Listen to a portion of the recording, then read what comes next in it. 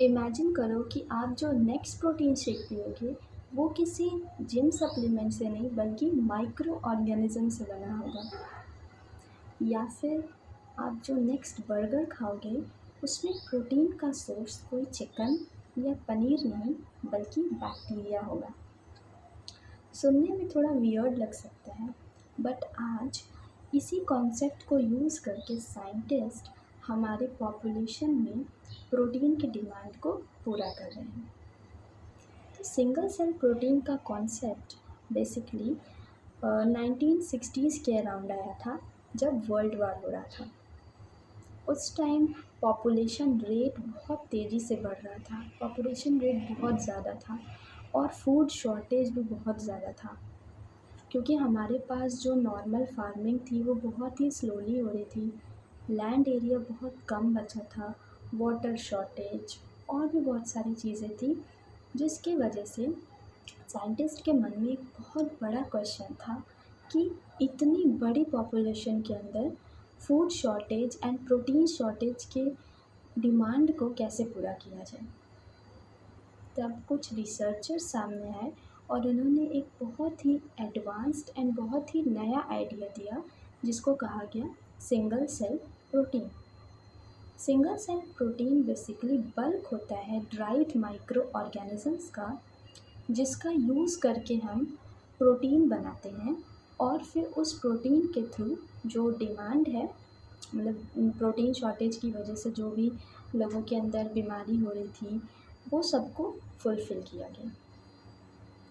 Single cell protein को बनाने के लिए हम माइक्रो ऑर्गेनिजम्स का यूज़ कर सकते हैं, जैसे एल्गी, ईस्ट, बैक्टीरिया, फंजाई।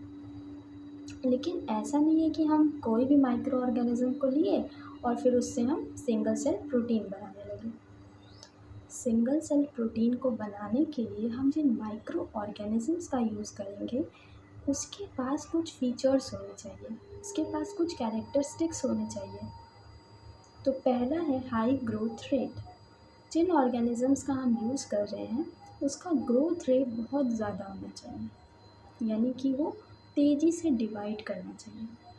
पता चला कि हम कोई माइक्रो ऑर्गेनिज़म लिए जो कि बहुत धीरे धीरे ग्रो कर रहा है, तो अगर वो माइक्रो ऑर्गेनिज़म का ग्रोथ रेट बहुत कम है, वो बहुत धीरे धीरे ग्रो कर रहा है, तो आगे जाके जो वो सिंगल सेल प्रोटीन बनाएगा वो भी बहुत टाइम लेकर बनाएगा और फिर इतने टाइम के बाद फिर वो हमारे लिए कोई किसी काम का नहीं रह जाएगा। तो जो हम माइक्रो ऑर्गेनिज़म यूज़ करें उसका ग्रोथ रेट बहुत ज़्यादा होना चाहिए।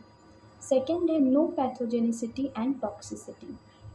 उस माइक्रो ऑर्गेनिज़म के अंदर कोई भी पैथोजन नहीं होना चाहिए और वो टॉक्सिक फ्री होना चाहिए, यानी ऐसा नहीं कि उस माइक्रो ऑर्गेनिज़म के अंदर बहुत ज़्यादा टॉक्सिक सब्सटेंस है। अगर ऐसा होगा तो फिर जो हम सिंगल सेल प्रोटीन बनाएंगे वो भी टॉक्सिक हो जाएगा और जो लोग उसको खाएंगे फिर वो उनके लिए हार्मफुल हो जाएगा। थर्ड है एडेप्टेबिलिटी टू क्लाइमेट चेंज। जो माइक्रो ऑर्गेनिजम्स हम यूज़ करेंगे वो अपने क्लाइमेट के लिए अडेप्टेबल होना चाहिए।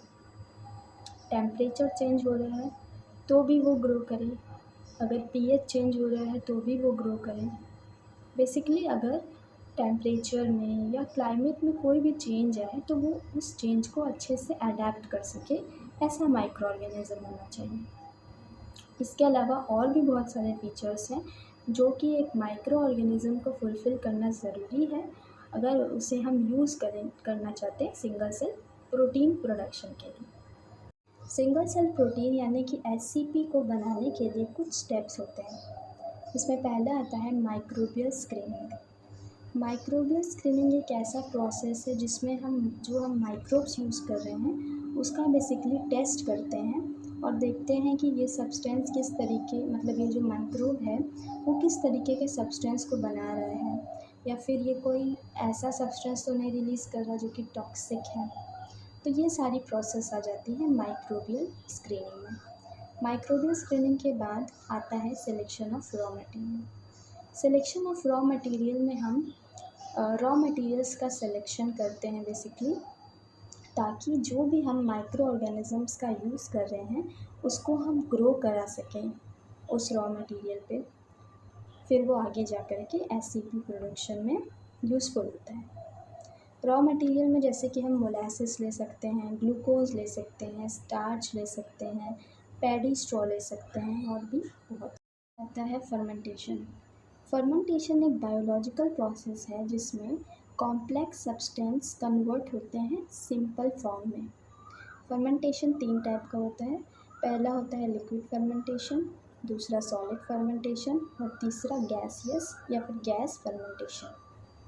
फर्मेंटेशन के बाद जो हमारा नेक्स्ट स्टेप है वो आता है ड्राइंग। ड्राइंग यानी कि बेसिकली हम सुखाते हैं जो भी इन माइक्रोब्स को हम ग्रो कराएं उसकी ड्राइंग की जाती है। ड्राइंग भी 2 टाइप का होता है। पहला होता है ड्रम ड्राइंग जिसमें हम एक ड्रम का यूज़ करते हैं। सेकेंड होता है स्प्रे ड्राइंग और लास्ट में होता है स्टोरेज। ये सारे स्टेप्स के बाद लास्ट स्टेप आता है स्टोरेज, जिसमें कि हम अब अपने जो भी हम प्रोडक्शन किए हैं सिंगल सेल प्रोटीन का उसको हम स्टोर करते हैं और फिर बाद में एज़ पर द नीड उसको यूज़ किया जाता है। तो ये एक हमारा ओवरव्यू था कि सिंगल सेल प्रोटीन होता क्या है और इसको बनाते कैसे हैं। इसके नेक्स्ट वीडियो में हम देखेंगे ये जो स्टेप्स हैं SCP प्रोडक्शन के, इसको हम और डिटेल में देखेंगे कि माइक्रोबियल स्क्रीनिंग क्या होता है, इसको हम करते कैसे हैं। ये सारी चीज़ों के लिए अगर आपको ये वीडियो अच्छी लगी हो तो कमेंट में ज़रूर बताइए। Thank you for watching.